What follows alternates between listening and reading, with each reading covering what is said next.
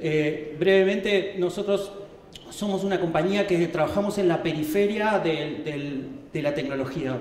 Ustedes toman las decisiones de tecnología y nosotros los ayudamos o los acompañamos con las decisiones que están alrededor, como la internacionalización, los business models, la estrategia, el financiamiento y la innovación. O sea que hacemos lo que se llama Management of Technology, es decir, ese proceso que en general es externo al proceso o complementario al proceso de toma de decisiones en términos de tecnología, pero que es muy importante, ¿sí? En el último año nosotros hemos levantado 5 millones de dólares para nuestros clientes a través de un conjunto de servicios que le damos a nuestros clientes, entre ellos con ANI, con Corfo en Chile, con Uruguay 21 y por supuesto con fondos de inversión privados, buscando financiamiento para las distintas etapas y para las distintas cuestiones que tienen que ver con las estrategias. Una de las cosas que vamos a concluir hoy es que no existe el financiamiento. El financiamiento es un medio, no es un fin, entonces el financiamiento es para algo. Si no hay una estrategia detrás, si hay una lógica que ponga en conjunto financiamiento y estrategia, el financiamiento por sí mismo no importa. El otro día había gente que estaba festejando que había levantado $1 millón. La pregunta es, ¿qué vas a hacer con ese $1 millón? ¿No? Si lo tirás, entonces ese $1 millón es una deuda y no es un activo. Entonces, no se festejan digamos, cuando un venture capital te invierte $1 millón, la pregunta es, ¿qué haces con ese $1 millón y cómo creas valor a partir del plan que generaste para levantar el $1 millón? ¿De acuerdo? Entonces, lo primero que quiero empezar es con una frase que dice: las empresas de tecnología no se heredan, o se funden o se venden. No hay nada peor que le dejes a tu hijo una empresa de tecnología. Y si le gusta la guitarra, y si prefiere la danza, y si le gusta... No, vos ganás mucha plata con la empresa de tecnología, comprá bonos, comprá apartamentos, dejale rentas, pero no le dejes una empresa de tecnología. Las empresas de tecnología tienen una altísima variabilidad en términos de valor, enormes choques de disrupción y por lo tanto el valor de una empresa de tecnología oscila mucho en el tiempo. No tiene la persistencia en términos de valor como podría tener una empresa tradicional, digamos. También hoy las empresas tradicionales se están viendo afectadas como las empresas de tecnología, pero en el fondo ustedes siempre tienen que tomar una decisión de valor, una decisión de vender, asociarse, intercambiar acciones, ser parte de un proyecto más grande, asociarse con una empresa internacional, y en todo momento ustedes tienen que saber cuánto vale su empresa. Entonces, la otra cosa que es importante es que no es cierto, en la cabeza de nuestros empresarios latinoamericanos no es frecuente que tengan en la cabeza comprar, vender, asociarse, etc. Sin embargo, en el mundo tecnológico esto no es para nada infrecuente. Por ejemplo, aquí están las compras de Amazon por año, las de Apple, las de Cisco, las de Facebook, Google, 19, 36 compras en un año, 16 compras en un año, 93 en el 2013, 100 en el 2014, 74 en el 2017. ¿Cuáles son las adquisiciones de los grandes compradores? Esto es para decirles, señores, en el mundo de tecnología, las compras, las fusiones, las adquisiciones, los intercambios de acciones, los elementos estratégicos, el uso del patrimonio para la realización de alianzas estratégicas es algo perfectamente factible, algo usual, algo que ocurre, y que simplemente no tenemos la musculatura, no tenemos el ejercicio, no tenemos la práctica de llevarlo aquí en Latinoamérica con la frecuencia. No quiero decir que no exista en Latinoamérica, porque sí existe. Lo que no es que no tenemos la frecuencia de hacerlo. ¿Okay? Algunas adquisiciones importantes: Dell compró EMC con 72.000 empleados, 25.000 millones de dólares de revenue, compró a 65.000 millones. Oracle compró NetSuite y vamos a analizar esta adquisición. NetSuite, todo el mundo conoce NetSuite, ¿no? Es un ERP, Software as a Service. Oracle es un ERP on-premise. En realidad Oracle tiene un montón de otras cosas, bases de datos, etc. Pero es la parte del ERP de Oracle que compró la parte del ERP de NetSuite. Y Microsoft compró LinkedIn, ¿se acuerdan de eso? ¿Sí? Había una oferta de Google de 30.000 millones, pero era en acciones. Y la gente de LinkedIn prefirió la oferta de Microsoft por 25.000 millones, 26.2, pero porque era en cash. O sea que 26.200 millones de dólares uno arriba del otro por una empresa que tiene menos de 10.000 empleados. Algunos ejemplos adicionales, por ejemplo me gusta mucho, Mobileye. ¿Conocen Mobileye? ¿Conocen el auto de Tesla que chocó y mató a una persona Bueno, ellos tenían un sistema de detección de Mobileye. Mobileye es una empresa israelí con sede en Jerusalén, que tiene de clientes a Volvo, a BMW, a Mercedes-Benz, y hace los sistemas autónomos, los sistemas que hacen que los autos se manejen solos, digamos, ¿no? Es una empresa de inteligencia artificial, vamos a decirlo, ya que hoy tanto Nicolás como Elías pusieron mucho énfasis en el tema de inteligencia artificial. Intel ganó la lucha de los procesadores en la época del PC, perdió la lucha de los procesadores en el mundo del phone y dijo, yo no me voy a perder la nueva lucha, que es la de los microprocesadores para los autos que se manejan solos, y se gastó 15.300 millones de dólares por una compañía, 41 veces las ventas y 117 veces las ganancias. Después recuerden esto, porque cuando hablemos un poquito de los indicadores y cómo se compra una empresa y cómo se vende, recuerden que Intel pagó 117 veces las ganancias y 41 veces las ventas por Mobileye. Ahora bien, no importa cuánto pagó, tenía una estrategia detrás. Pues siempre importa cuánto pagó, ¿está bien? Pero tenía una estrategia detrás. No me puedo quedar fuera del negocio de microprocesadores para los autos autónomos como me quedé en la etapa anterior. Es decir, la adquisición no es una adquisición en sí misma, no es para ganar mercado, no es para ser más grande, no es para tener más gente, es porque hay una lógica estratégica detrás. Entonces, ¿por qué vender una empresa de tecnología es tan diferente? Si uno quiere vender un supermercado, uno dice, bueno, va un contador, ¿el contador qué le dice? El flujo de fondos descontado de las ganancias de ese supermercado te da el valor de la empresa. Le ofreces un poquito menos, negocias un poquito más, etcétera, pero es más o menos, un negocio vale lo que genera en los años que vienen a una tasa de descuento. ¿Todo el mundo me entiende ese concepto? ¿Sí? Esto es finanzas básicas. Sin embargo, cuando uno va y mira, dice, caramba, vuelvo para atrás. ¿Cuál es el flujo de fondos descontados de 15.300 millones de dólares de Mobileye con Intel? Nadie sabe. Entonces la pregunta relevante es, ¿por qué los métodos tradicionales de evaluación de empresas no son útiles cuando hablamos de empresas de tecnología? ¿Por qué se utilizan tantos otros criterios que ahora veremos para comprar una empresa de tecnología y no se usan los mismos que se usan para comprar una verdulería, una fábrica de cerámica, una bodega o cualquier otro negocio de los llamados negocios del siglo XX? Entonces, lo que pasa es que los compradores valoran cosas que no son solamente tecnología. Vean, hay variables estratégicas, visión, planificación, posición competitiva, mantenimiento de registros y documentación, o el personal. Cuando se compra personal se habla de un acqui-hire, ¿no? Que es acqui por acquisition y hire por contratación. Yo no quiero pasar por todo el proceso de comprar de reclutar 9.700 personas, entonces compro la empresa como un mecanismo de adquisición de personas. Hay variables de marketing, donde por supuesto la más importante es la presencia internacional, pero también todas estas. Variables comerciales, donde por supuesto el precio siempre es importante.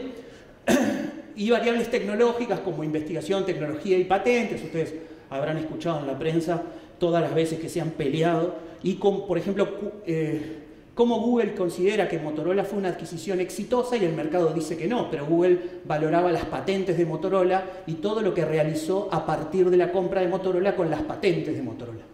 Entonces, no se trata solamente de vender, se trata de entender la lógica estratégica entre comprador y vendedor. Se trata de entender cómo mi empresa tenía un proyecto. Se dice el proyecto standalone, o sea, si yo me mantuviera solo, ¿cuál sería mi proyecto? La otra empresa tiene un proyecto, es el proyecto standalone de ellos. Ok, ¿cómo es el proyecto conjunto de ambos? ¿Ok? Y si en lugar de mi empresa con esta, mi empresa fuera con esta otra, ¿cómo son las diferentes combinaciones?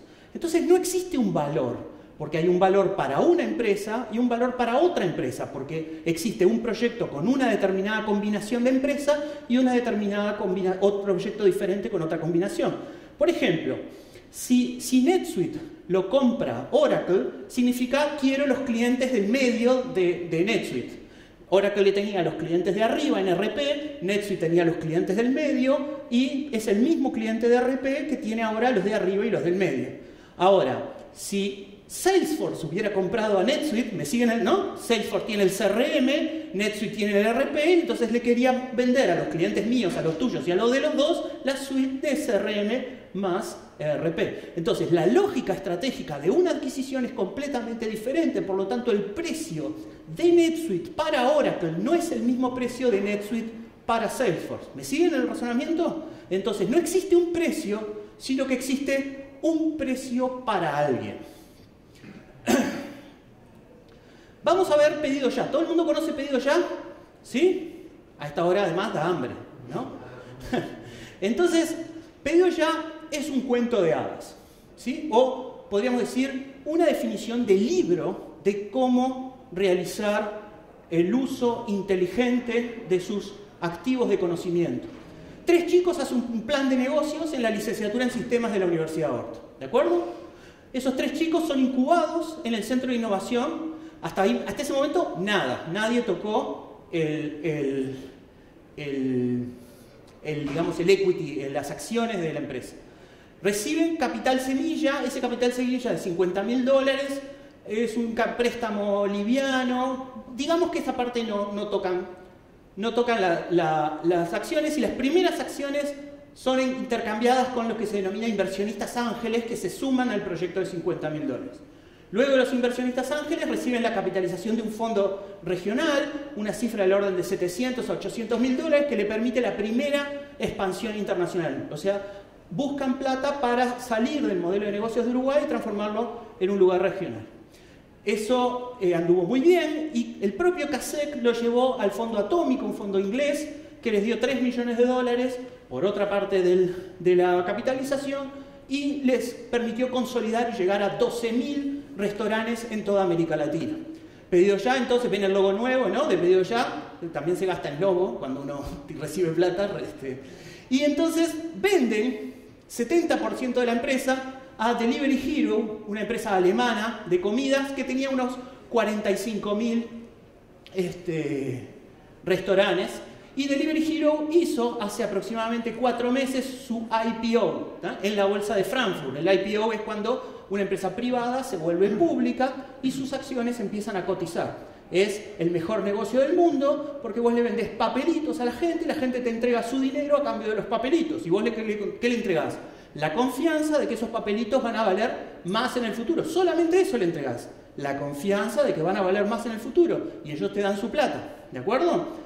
Así que es un acto de confianza bien interesante, pero Pedido Ya no se quedó en el camino. Recibió el dinero, pero lo recibió para algo. Compró Apetito 24, que es una especie de Pedido Ya que trabaja en Panamá y Costa Rica. O sea, sigue expandiendo y usa su dinero para hacer más cosas estratégicas en el mercado. Esto es, la decisión de financiamiento es una decisión subsidiaria a la decisión estratégica. ¿Qué es lo que yo quiero hacer? Primero qué y luego cuánto.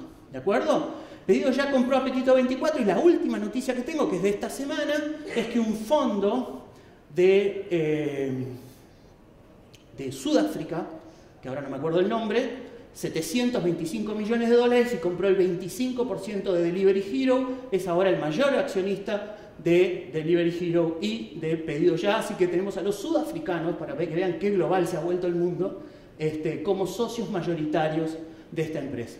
Pero ¿por qué es un cuento de hadas? Antes de pasar al caso de PayTrue. ¿Por qué es un cuento de hadas? Porque es de libro, digamos, ¿no? O sea, si ustedes le preguntan a un inversionista de riesgo ¿cómo funciona esto? Dice, bueno, capital, incubación, capital semilla, a inversionista ángel, fondo regional, fondo internacional, venta a empresa internacional, IPO, ¿sí? Y después sos una empresa internacional. ¿Ok? Le voy a dar este ejemplo. ¿Conocen la empresa PayTrue? ¿sí? Aquí de Uruguay, ¿no? Una empresa que tiene dos grandes productos, un Credit Payment System, gracias, y un sistema para controlar transacciones de tarjeta de crédito y un sistema de detección neuronal de fraude en el mismo procesamiento de tarjetas. Entonces, aquí lo interesante es que la arquitectura es diferente. Primero, había una empresa chilena llamada EFT que se vendió a sí misma, o sea, creó un fondo de capital y vendió su empresa a su fondo. ¿De acuerdo? Luego ese fondo compró PayTrue y luego eso se llama un Corporate Venture Capital, ¿sí? Ese fondo salió de compras y se compró una empresa en Panamá y luego una empresa en Colombia. Ese fondo luego se vendió a Evertec, empresa norteamericana con sede en Puerto Rico, pobre Puerto Rico, y se vendió en 42 millones de dólares, ¿de acuerdo? O sea, la forma como realizaron las transacciones fue completamente diferente. No es un cuento de hadas, pero en el fondo sigue siendo una transacción relevante. Entonces, macanudo, ¿y cuánto vale su empresa? ¿Ok? Entonces, decíamos recién que NetSuite fue vendida a Oracle. Y si usted se vendió en 9.300 millones de dólares, lo que compró Oracle es el modelo de negocios en la nube y el acceso a lo que llaman negocios mid-market. Oracle es como SAP, que va a los mercados altos, y NetSuite va a los mercados intermedios. Y se vendió en 12,55 veces las ventas o 129 veces el EBITDA. Cuando digo 129 veces el EBITDA significa... Vos, si gana más o menos la misma plata, tiene que esperar 129 años en recuperar la inversión que hizo. ¿De acuerdo? ¿Cuál es la proyección acá? Crecimiento. Ellos piensan que van a ganar muchísimo más. No más, muchísimo más, porque si no jamás hubieran pagado 129 veces el EBITDA. O 12,55 veces, que también es un número exorbitante. Facebook compra WhatsApp, todo el mundo se acuerda de esta, ¿verdad? Facebook compra WhatsApp, ¿en cuánto la compró? En 19.000 millones de dólares, ¿sí? ¿WhatsApp tenía ganancias? No, tenía pérdidas, eran 55 empleados. ¿Cuánto facturaba? 20 millones de dólares. ¿Por qué pagó 19.000 millones de dólares? Pagó 19.000 millones de dólares, donde cash 4.000 millones, en acciones de Facebook 12.000 millones y en acciones restringidas, que después si quieren se los explico, otros 3 millones, que como siguió subiendo la acción de Facebook, se transformó en, no en 19, terminó siendo 22 el negocio final. Pero si ustedes hacen una evaluación por descuento, y si suponen que cada usuario le reporta $1 por año y alcanza 1.000 millones de... Esta hipótesis se hizo en el momento del trabajo para ver si la evaluación estaba bien o estaba mal. Hoy WhatsApp 2017, en enero, tenía 1.200 millones de usuarios. O sea, ellos tenían 400 y estimaron que iba a llegar a 1.000 millones. Ya estamos en 1.200, o sea, recontra superó la hipótesis. Y con un margen bruto por usuario del 50%, y para los que saben un poquito de finanzas, una tasa de descuento del 7%, es súper recontra barata para una industria de tecnología, y una tasa de crecimiento perpetua de 2,5 también, la evaluación ni siquiera da 19.000 millones, da 17.000 millones. O sea, con números súper recontra, digamos, buenos con WhatsApp, jamás se podría justificar un descuento de cash flow para llegar a la evaluación. Entonces, sin embargo, cuando ustedes miran los usuarios, dicen, no está mal valuada, no pagó demasiado Facebook. Miren, WhatsApp incluso podría ser más barato que la mayoría. Facebook pagó $30 por usuario cuando compró Instagram. ¿Se acuerdan que compró Instagram en 1.000 millones, ¿no? A 33 por 300. Y Facebook pagó $42 por usuario. Pero LinkedIn, cuando lo compró Microsoft, le pagaron $153 por usuario. Twitter le compraron a $140 por usuario. Y Facebook en el mercado está a $123 por usuario. ¿Sí? Así que no está tan caro, digamos. No está tan caro WhatsApp. ¿Saben el criterio? Ya no estoy hablando de flujos de fondos descontados, no estoy hablando de ventas, no estoy hablando de ventas, estoy hablando de cuánto cuesta un usuario. Entonces, ya no vale el DCF, es como se le dice, ¿no? Discounted Cash Flow o flujos de fondos descontados en el tiempo, ya no vale el DCF. En la universidad ustedes aprenden que una empresa vale el flujo futuro, pero la tecnología muestra qué difícil que es predecir un flujo futuro y en consecuencia, cuando ustedes van al mercado y participan en transacciones, se dan cuenta de que no se usa el flujo de fondos descontados como una herramienta fidedigna para estimar el precio de una compañía. El valor de una empresa es diferente en función de para quién y para qué. ¿De acuerdo? Entonces, los balances, ustedes pueden agarrar y decirle, bueno, a ver, mostrame el balance que quiero ver si te compro la compañía o no te compro la compañía. Los balances no dicen gran cosa en relación a lo que una empresa vale.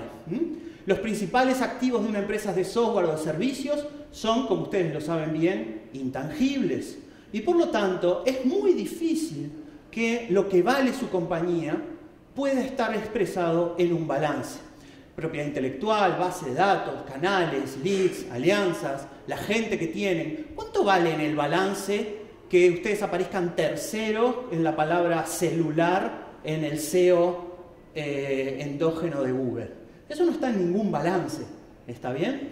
Así que el valor de los intangibles es difícil de medir y debe ser vendido. Entonces, me permito, antes de hacer un espacio para algunas preguntas, a ver algunas conclusiones. Valoración. ¿Qué evaluar? ¿Para qué evaluar? ¿Y para quién?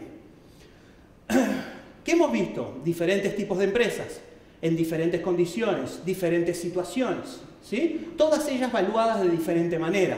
Y tomaron decisiones de involucrar su patrimonio para hacer acuerdos estratégicos y lo hicieron con métodos de evaluación de los más diversos. Entonces, ¿hay un método de evaluación de empresas de tecnología? No lo hay. Existe el valor, ¿sí? El valor para un proyecto estratégico y en función de un adquirente o un determinado tipo de socio estratégico. ¿Se entiende el concepto? ¿Sí? Entonces, algunas cosas que quiero que se lleven de esta charla. Primero, ustedes no pueden, si son dueños de una empresa de tecnología, no tener en su menú de opciones una reflexión respecto de cuánto vale su empresa y qué pueden hacer desde el punto de vista estratégico con el valor de su compañía. Segundo, conocer por tanto el valor que tiene la empresa es de vital importancia. No obstante, no se pueden, digamos, enamorar de ese valor. Dicen, no, mi empresa vale 5 millones de dólares. Porque no vale 5 millones, vale 5 millones si el acuerdo es así, 3 si vale así, 19 si vale asá. Entonces ustedes lo que tienen que hacer es moverse en el sentido de encontrar para quién la empresa tiene un valor importante. Y finalmente, los métodos tradicionales no son los más adecuados para esto y debe tenerse un enfoque caso a caso para identificar cuáles son los mejores mecanismos para comprender la dinámica de la evaluación. ¿Comprendido? ¿Sí? Muchas gracias. ¿Preguntas? No, muchas gracias.